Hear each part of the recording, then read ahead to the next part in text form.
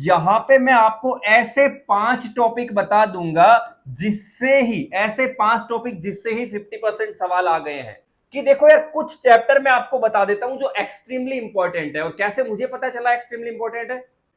Hello friends, स्वागत है आप सबका आपके अपने channel exam expert Pushpa sir official, who makes your exam easy. दोस्तों, एएलपी और टेक्नीशियन, आपको पता है जल्द ही पेपर होने वाला है। तो अब यहां पर बहुत ज्यादा जरूरी है कि आप आखिर के दिनों को बहुत सोच समझकर खर्च करें। इसलिए मैं आपको मैथ्स, जो कि सबसे ज्यादा इंपॉर्टेंट चीज रहती है, काफी वास्ट भी है, उसका रिवीजन कैसे करना है उस पर थोड़ी सी चर्चा करूंगा।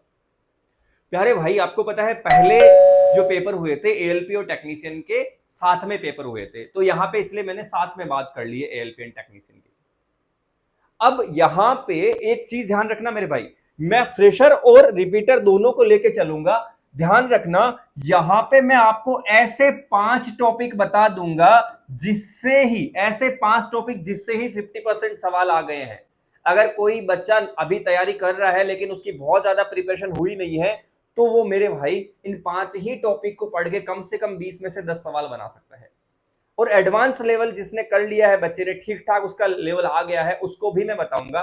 तो हर एक चीज आपको मैं यहां पे बताऊंगा, कौन सा टॉपिक इंपॉर्टेंट है, किसको पढ़ना है, हर एक चीज पे हम ध्यान देंगे।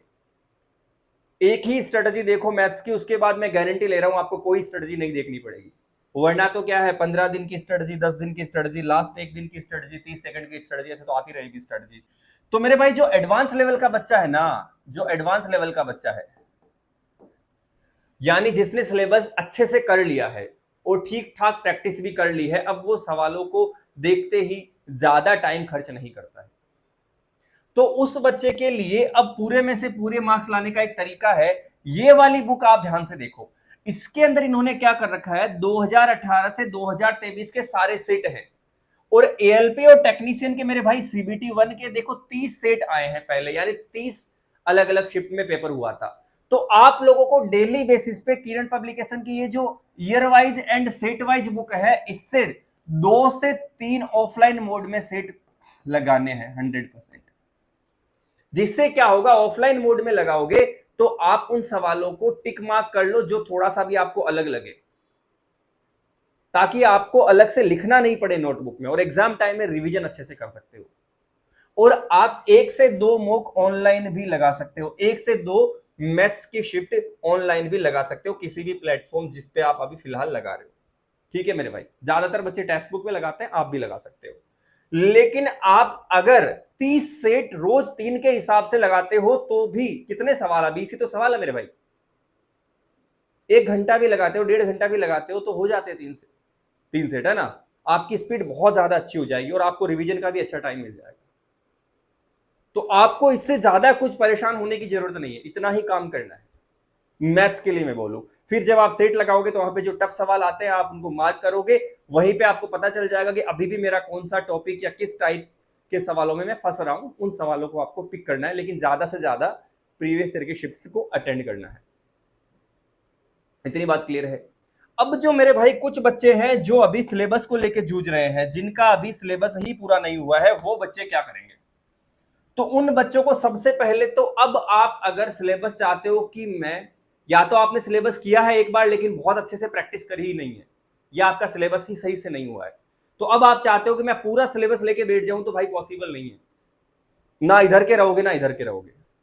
तो ऐसे बच्चों को मैं क्या कह रहा हूं, यहां पे आपके लिए एक चीज बहुत ज्यादा इंपॉर्टेंट हो जाती है प्यारे बच्चे, कि देखो यार, कुछ चैप्टर मैं आपको बता देता हूं जो एक्सट्रीमली इंपॉर्टेंट है। और कैसे मुझे पता चला एक्सट्रीमली इंपॉर्टेंट है? प्रीवियस ईयर के अंदर ये ट्रेंड देखा गया, एक ट्रेंड फॉलो किया गया कि कुछ पर्टिकुलर चैप्टर्स है उनको बहुत ज्यादा एक्स्ट्रा वेटेज दिया गया। जैसे नंबर सिस्टम, भाई very very important, number system से 10% सवाल आ गए। आउट ऑफ 20 सवाल 10% सवाल नंबर सिस्टम से आ गए। और यहां पे मैं बात करूं सिंप्लीफिकेशन, जिससे 13% सवाल आ गए, यानी 20 ही सवालों में से भाई कम से कम 3 सवाल यहां से आ गए। बात समझ में आ रही है? ऐसे ही अगर मैं एवरेज की बात करूं तो 8% सवाल एवरेज से आ गए। यानी मैं जो कुछ पर्टिकुलर टॉपिक बोल रहा हूं, इनको आप सबसे पहले करो। करने का क्या तरीका रहेगा, अब भी अगर आपके कुछ प्रॉब्लम है इन टॉपिक्स में, तो इनको तो आप प्रॉब्लम को खत्म करो। सबसे पहले कैसे करनी है वो भी मैं बताता हूं, पहले टॉपिक बता देता हूं मेरे भाई।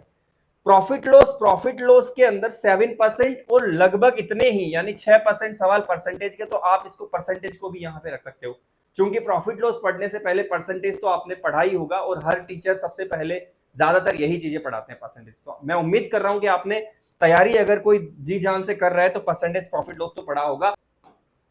इसके बाद देखो सीआई के नहीं के बराबर सवाल है, तो आप, मैं कह रहा हूं, मैं नहीं कह रहा कि आपको इसको पक्का ऐसे कि भाई भूल ही जाओ। मैं कह रहा हूं अगर आपका पूरा सिलेबस कवर नहीं हो पा रहा और आप परेशान हो रहे हो कि सर मुझे थोड़ी सी रिस्क ले सकता हूं, और ये रिस्क ना समझदारी वाली रिस्क है कि आप सोच समझ के, यानी एस्टिमेटेड रिस्क जिसे कहते हैं ना, वो आप करें, तो आप इसको छोड़ दो। क्यों परेशान होगे, सीआई का इतने सारे कंसेप्ट है, टफ है। ऐसे ही एसआई में भी बहुत ज्यादा सवाल पूछा नहीं गया है ना। टाइम एंड वर्क थोड़ा इजी रहता है, इसलिए आप कर सकते हो। इसका सवाल भी ज्यादा टफ नहीं आता है, तो कर सकते हो। 4% सवाल है, बाकी इसमें बहुत ज्यादा, जैसे मैं ये देख लो, यहां पे पूछा ही नहीं गया vote and stream sequence series, पूछा ही नहीं गया। अलजेब्रा है, अलजेब्रा से सवाल 5% पूछे गए, यानी एक सवाल पूछा गया है।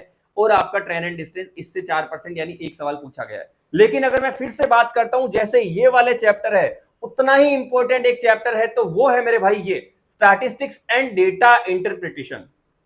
तो 4 चैप्टर पहले बताए एंड एक ये बताया, ये चैप्टर तो आपको करने ही है। इससे भी भाई कितने सवाल आ गए हैं, लगभग 11% सवाल इससे भी पूछ लिए हैं। बात क्लियर है, लगभग 11% सवाल इससे भी पूछ लिए हैं, जो कि एक ठीक ठाक नंबर है। तो ये वाले 5 चैप्टर, कम से कम 5 हो गए ना, कम से कम 5 चैप्टर तो आप करो। इसके बाद अगर आपके पास टाइम बचता है तो आप देखो मेंसुरेशन के अंदर कुछ फॉर्मूले याद करके जाओ, अभी से लिख के रख लो सामने, तो कुछ फॉर्मूले पढ़ लो, है ना। इसके अलावा अगर आप सोच रहे हो कि ज्योमेट्री इतनी बड़ी अब मैं कर लूंगा, और आपने नहीं करी है, तो ज्योमेट्री को छोड़ दो, अब मत करो ज्योमेट्री अब। तो यहां से आप देख सकते हो क्या क्या इग्नोर कर सकते हो, ठीक है भाई, और क्या क्या पढ़ सकते हो, उसी में समझदारी रहती है। अब कैसे पढ़ना है, तो जो बच्चे भाई अभी इस लेवल पे जूझ रहे हैं कि मैं इंपॉर्टेंट ही पढ़ रहा हूं और अभी तक मेरा सिलेबस बहुत सही से नहीं हुआ, यानी चीजों में क्लैरिटी नहीं आई है, तो उनको क्या करना चाहिए मेरे भाई, उनको प्रैक्टिस करनी चाहिए। फिर उनको प्रैक्टिस करनी चाहिए अभी भी इन कम से कम 5 चैप्टर की टाइप वाइज, और ज्यादा नहीं। एक दिन में आप अगर एक टॉपिक को उठाते हो और उसके 100 सवाल लगा देते हो, तो आप इस, मैंने पेपर उठा के देखे हैं एएलपी के सारे, आप इस लेवल पे हो जाओगे अगर 100 सवाल यानी 10 कंसेप्ट आप क्लियर कर लेते हो। हर कंसेप्ट के 10-10 सवाल लगा के एक टॉपिक के 100 सवाल भी लगा लेते हो, तो आप 5 दिन में 5 टॉपिक कवर कर सकते हो। और ये type wise and chapter wise आप प्रैक्टिस कर सकते हो भाई, इस बुक से, इस बुक से आप कर सकते हो type wise and chapter wise practice. तो आप क्या कर सकते हो, आपने जैसे मान लीजिए आपने कहा कि सर अब मैं, टाइम कम है जैसा आपने बताया, तो मैं स्टैटिस्टिक्स उठाऊंगा, तो आप इसके कंसेप्ट देखो, इस बुक के अंदर क्या दे रखा है, कंसेप्ट भी आपको बताया हुआ है, और उस पे बेस 10 सवाल 15 सवाल आप लगा लो, एक कंसेप्ट उसके ऊपर कम से कम 10 सवाल लगा लो। ऐसे करके आप एक दिन में अगर 100 सवाल लगाते हो, 80 से 100 सवाल, क्योंकि ज्यादा टाइम कंज्यूमिंग ये वाले सवाल है नहीं, तो मेरे भाई इजीली आप 5 से 7 दिन में चीजें कवर कर पाओगे। मैं ये नहीं कह रहा कि आप बिल्कुल ही पहली बार पढ़ रहे हो, मैं ये कह रहा हूं कि ये चीजें क्लियर नहीं है पूरी अच्छे तरीके से। अब कोई बिल्कुल ही पहली बार पढ़ रहा है, तो कौन ऐसा इंसान होगा जो एक ही दिन में एक टॉपिक को खत्म कर जाएगा, फिर तो 1 साल तक क्यों नहीं हुआ। लेकिन चीजें में थोड़ी सी क्लैरिटी नहीं है चीजों में, तो वो क्लैरिटी आप ऐसे लिख सकते हो, उस पर्टिकुलर टॉपिक पे खूब सारे सवाल लगाओ। यही एकमात्र तरीका, मैं बार बार एक ही चीज रिपीट कर रहा हूं कि सवाल लगाओ, सवाल लगाओ, सवाल, यही एकमात्र तरीका है। फिर आप कम से कम अगर 7 से 10 दिन में भी कोशिश करके इन 5 टॉपिक को कवर कर लेते हो, तो फिर आप जा सकते हो, जो सेट है पुराने सेट है, सारे के सारे पुराने सेट आप फिर उस बुक पे जा सकते हो। उससे क्या होगा मेरे भाई, फिर आप इस बुक से लगा सकते हो पुराने सेट और कुछ ऑनलाइन भी। उससे क्या होगा मेरे भाई कि आप इन 5 टॉपिक के तो खूब सारे सवाल आ रखे भर भर के, वो तो करोगे ही। रिमेनिंग टॉपिक के आपने थोड़ी थ्योरी पढ़ रखी है, तो रिमेनिंग टॉपिक में आपको आइडिया लग जाएगा कि यार लगभग ऐसे ऐसे सवाल आ रहे हैं, कम से कम इतना तो मैं कर सकता हूं। क्योंकि जब आप देखोगे पढ़ाने वाले सारे टीचर्स या तो एसएससी वाले हैं, कुछ सबके क्वालिफिकेशंस कुछ ओवर क्वालिफाइड टीचर्स है ना, कि वो बहुत सारा कंटेंट पढ़ा देंगे बैच को 1 साल चलाने के लिए। तो आपको वहां पे पेपर में जब कितना लेवल पूछ नहीं रहा है, तो जब आप ये सेट लगाओगे तो आपको भाई आइडिया ही लग जाएगा कि यार सवाल तो इतना आसान पूछा जा रहा है, बस कुछ ज्यादा इतने सारे कंसेप्ट पढ़ाए थे एक ही टॉपिक के 50-50 कंसेप्ट, ऐसा तो कुछ पूछ नहीं रहा है। तो आप जब वो सेट लगाओगे तो आप कम पढ़ के भी बहुत कम टाइम में अच्छा आउटपुट ले सकते हो। लेकिन इंपॉर्टेंट बात मैं फिर वही कहूंगा कि ज्यादा से ज्यादा प्रैक्टिस करनी है।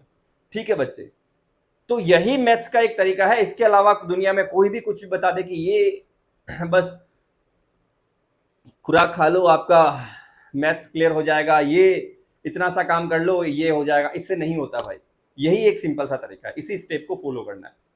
उम्मीद करता हूं बात समझ में आई होगी।